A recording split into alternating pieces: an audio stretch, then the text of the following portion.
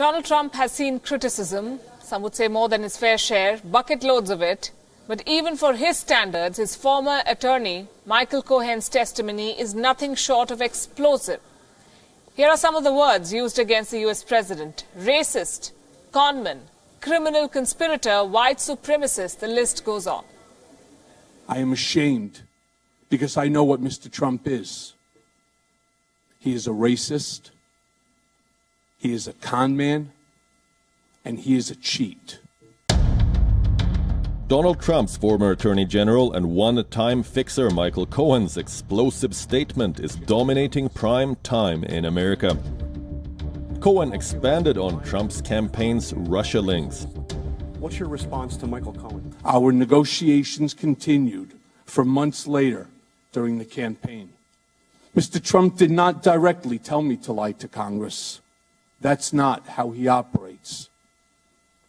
In conversations we had during the campaign, at the same time I was actively negotiating in Russia for him, he would look me in the eye and tell me there's no Russian business, and then go on to lie to the American people by saying the same thing.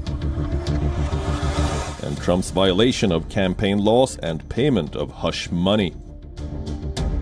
The President of the United States thus wrote a personal check for the payment of hush money as part of a criminal scheme to violate campaign finance laws. Cohen even had copies of the checks to support his case. It was a day of high drama before the House Oversight Committee. Cohen once said that he will take the bullet for President Trump. Now he has his guns trained on him. Cohen's account is a detailed public record of Trump's campaign and his Russia links, the two things that mar his presidency. Cohen's account comes as Robert Mueller's probe nears its end. Mueller has been probing the collusion between the Trump campaign team and Russia. US officials say that the Hillary Clinton emails released by WikiLeaks were stolen by Russia to influence the US presidential elections 2016. And then Cohen said this. Mr. Stone told Mr. Trump that he had just gotten off the phone with Julian Assange, and that Mr. Assange told Mr. Stone that within a couple of days there would be a massive dump of emails that would damage Hillary Clinton's campaign. Mr. Trump responded by stating to the effect, "Wouldn't that be great?" The former attorney's testimony was on edge-of-the-seats stuff. Cohen spoke of Trump's tax evasion.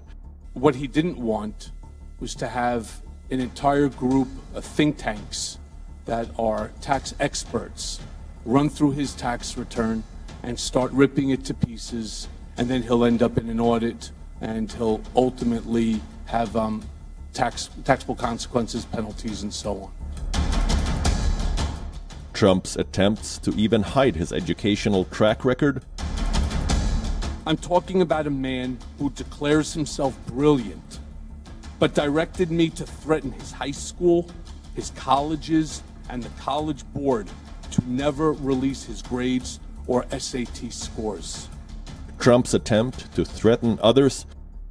How many times did Mr. Trump ask you to threaten an individual or entity on his behalf? Quite a few times.